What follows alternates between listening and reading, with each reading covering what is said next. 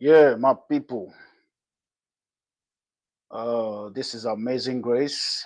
As you all know, the Amazing Grace records you used to know.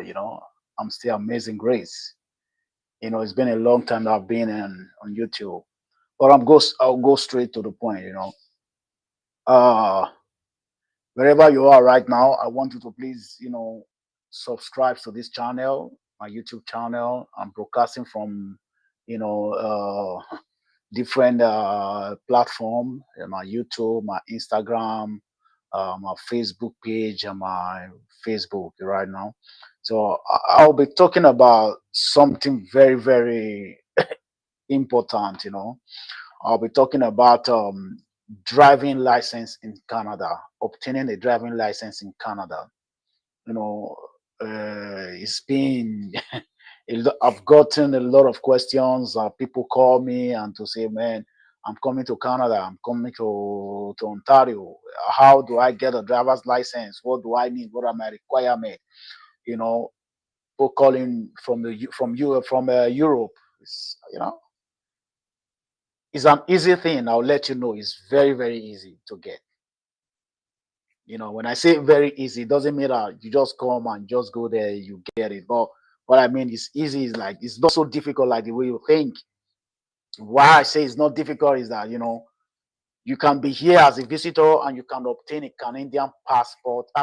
Sorry, a Canadian driving license or driver's license. You don't need permanent resident or a temporary resident to have a driver's license or to drive a car here in Canada. So especially those that are coming from Europe, you know, especially like more people are calling me from Italy. That's where I reside. So when you are coming, what I advise you to do, if you have a driver's license in Italy or in Europe, the Italian driver license, what they call the Patente B, you know, when you are coming to Canada, it's okay you come with your driver's license. No, you can also request for an international driver's license. You know, I think in Italy is usually about 80 euros or 90 or maximum 120 euros. If you go through the ministry, which is motorizzazione, those in Italy they understand. If you go through the ministry, uh, uh it's cheaper. I think you spend about $80, 80 euros. But if you go through the driving school, you can get it for up to 120 euros. An international driver's license. That international driver's license will cover you, will enable you to drive for 1 year because it lasts for 1 year as a visitor. So know that. But when you come here, when you come to Canada, all you need to do, if you don't want to be using the international driver's license to drive, you need a driver's license, a Canadian driver's license. And it's also good because it's going to serve you as an identity card. It will serve you as an identity card, you know, so that whatever you want to do, they will definitely ask you for an identity card, and you just show them an identity card. So what you're going to do first when you get here, you can be driving with your international driver's license. You can drive a car, you can rent a car, or you're driving someone's car. You can buy a car when you have your money, you know. But the first thing you do is the law here says at 16, you can start applying for the driver's license. So when you get here as a new beginner or as a foreigner, as a visitor, and you want to obtain the Canadian driver's license, the first thing you do is to go to the ministry, present yourself, let them know you're going for, you want to apply for a driver's license. You need to do the driver's test, and they will ask you where, give us a proof of address. So the proof of address you're going to give them is like telling them, making them know this is where you live. Like for example, where you live, where you reside, they can give you an address where you're going to present to them and tell them this is where I live. Some might ask you at the ministry there, the drive test, some might ask you, we need a proof.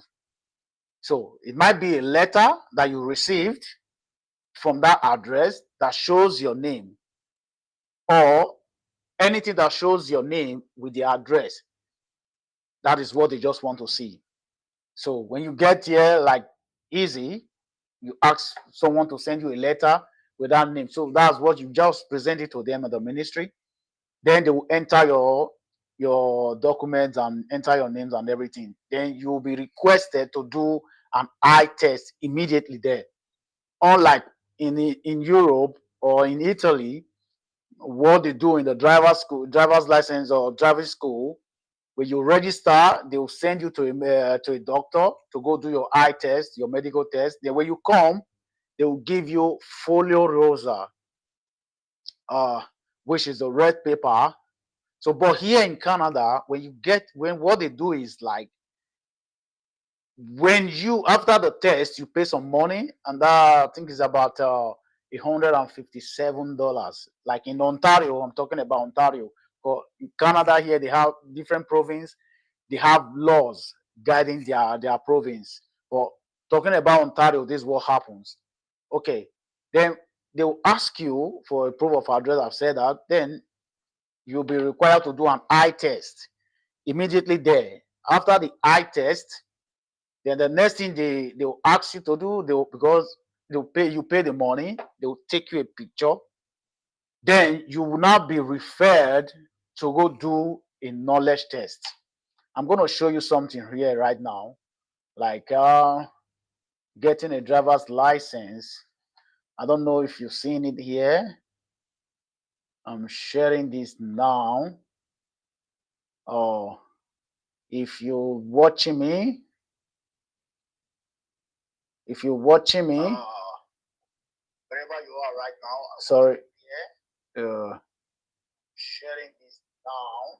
Okay, if you're watching me now, like you see the requirement for driving in Ontario, driver's license classification chart, what kind of license you want, graduating license, applying for a license.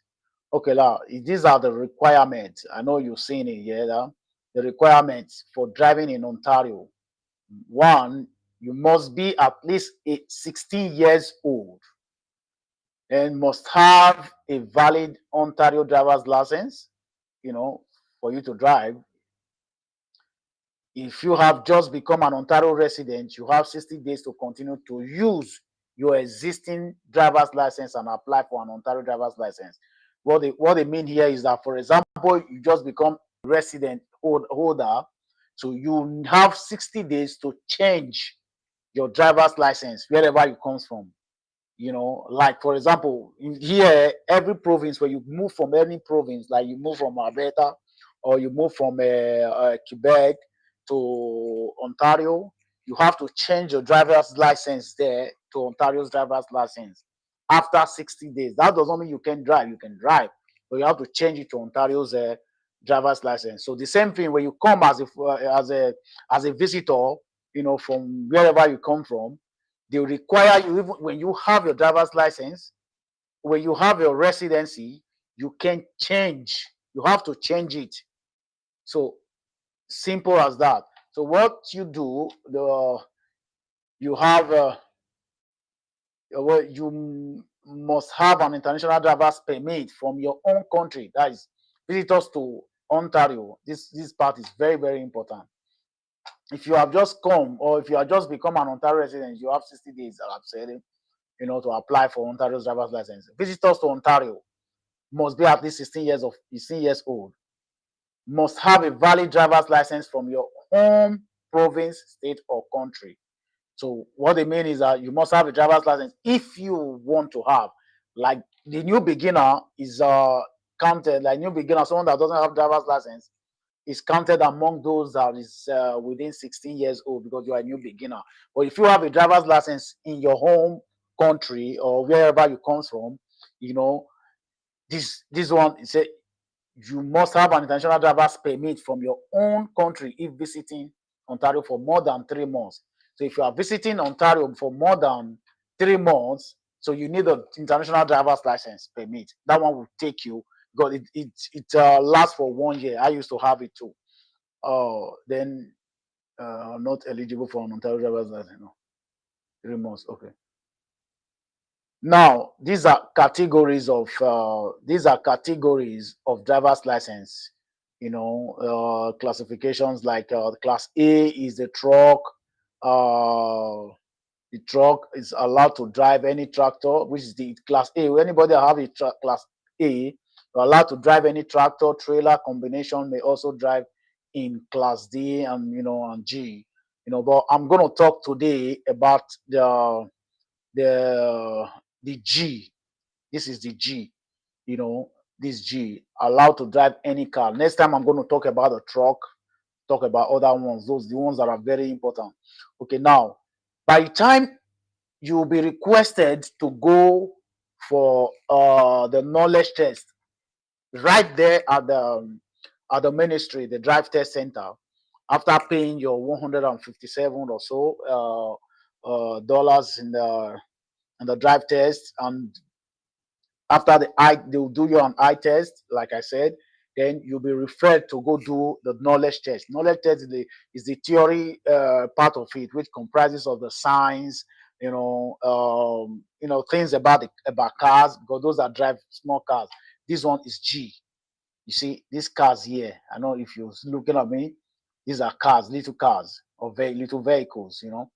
In this diagram, this is G. You can drive this one with G. There are other things you can drive with, other bigger cars you can drive with G, which is G. But you'll be, after the drive test theory, which is the knowledge test, that they call it level 1. See, G1. They will give you an identity card that carries G1. They call it G1. But in Europe, like in Italy, it's normally called Folio Rosa. But here in Canada, they call it G1. This G1 level 1 of graduated licensing holders may drive. These are what they will do. They may drive class G vehicles with an accompanying fully licensed driver with at least 4 years driving license experience, subject to obtain certain conditions. Okay, now I'll be talking about the G1 and the G2. But I'm going to break the English down a little for most of our brothers from other countries, that like our pidgin English too. Like with me at the talk now, be say, if you come from another place, say you won't do driver's license, is it possible? Is it possible for you to do driver's license for here? If you get driver's license for your country before, if you come, they'll say require you go do knowledge test. Now that one they'll give you driver's license, what they call G1. They call on G1, your picture, everything they. That one also serve as an identity card for you. Anything you want to do, you bring out they ask you for identity card, you give it to them. So this driver's license, this G1, you go hold on, for some time. Like person will get driver's license, they come in for your place for Europe, they come in as somebody will get experience. All you need to do, there are some certain things that they will require from you. Okay, now coming back, when you come from Europe with a driver's license, you do the knowledge test. That one is mandatory for everyone to do. After the knowledge test, then they will require you to present your driver's history. You getting me? Your driving history. They call it in Italy, they call it attestazione di guida. Attestazione di guida. You can get it from Motorizzazione. You can get it from the Ministry of Transportation. You can get it there. Attestazione di guida. Then they will also require you to translate your driver's license. You have to go in, they want you to translate it. Whatever language it is. Maybe you came from Spain, you came from Italy, you came from Belgium, France. They'll ask you to go take it to you. After translating it, they'll ask you to take it to your embassy. In Ottawa, you must go to your embassy for a authorization. They will have to, like legalize it from your embassy. They need your embassy, the stamp from your embassy. But in Toronto, they don't. Not all test center. You might go there, just come with the driving translation, the translation of the driver's license, and they will attend to you. So when you are able to present that thing, the driver's history and translation of your driver's license. It's just you take it to people that do translation. They translate it. It's easy. There are people that are designated for it here in Ontario. So because those people's stamp must be placed on it. Then you can go directly to G. This is they call it class G. It is when you have this, you can drive all these cars anywhere you want to go. But if you have G1, just like Folio Rosa, you need somebody who has a G, which is a full driver's license, they call it full G, to be with you for you to drive. It's like that person who is the experienced person. But if you can't provide those things, you will be asked to do G2. This G2 is the level 2. These people, they may drive class G vehicles without a company driver, but are subject to certain conditions. People that have G2, they can drive without anybody accompanying them, but they are certain they are subjected to some certain conditions. Like, for example, you are not allowed to drive through the highway, which is the autostrada. You are not allowed to drive there. You can drive within the town. There are some miles you're not supposed to drive above. So that's it. But if you don't have anything, like you don't have driver's license before, you have to go through G1, level 1, go to level 2, then before you come to G, this one, the full G, before you start driving. And it will take you close to 2 years, because if you get G1, you'll be expected to wait for at least 8 months before you go for G2. After you get your G2, you're expected to wait again for another 8 months before you go for your full G. But if you come in as an experienced driver who has a driver's license in Europe or in wherever you are coming, even in Nigeria, in any part of Africa country, and you are able to demonstrate that you have a driver's history with you and the translation of your driver's license, then they will now book you for full G. Then they will make you jump this one, G2. They'll make you jump G2. So they will make you jump G2, then you will now go for full G directly. But mind you, when you are going for this full G directly, if you fail, you are only allowed to do the test, the driving test, just once. If you fail, then they will not require you to go do the G2, the level 2. So when you do the level 2 and you passed, you can immediately, you won't wait for 8 months, you can immediately request that you want to do for your G. Then they'll give you an appointment for the G. The difference between G1, G2 and full G. G2 test drive is done within the city, within the town.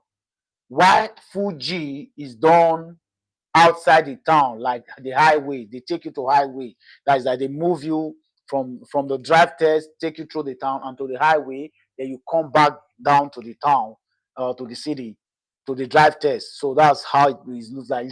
For me, the Fuji is more simpler, because the G2, you'll be required to make some parking, like backward parking, offset parking, 90 parking, there's so many things that they will require you to do before they even carry you out.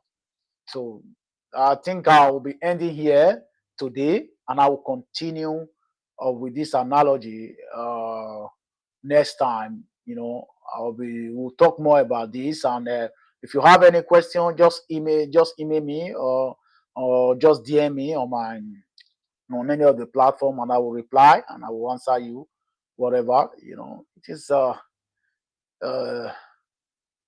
yeah. Oh, yeah, I hope you guys this will help a lot of people that are planning to come to Canada and they want to drive. I think I'm going to stop here. I don't want the video to be too long. So if it helps you, share this video, share it to someone, anyone that's trying to come to Canada for, you want to know things about driver's license. I'll be here to explain some certain things to you. Thank you so much for watching. I say bye bye. Next time.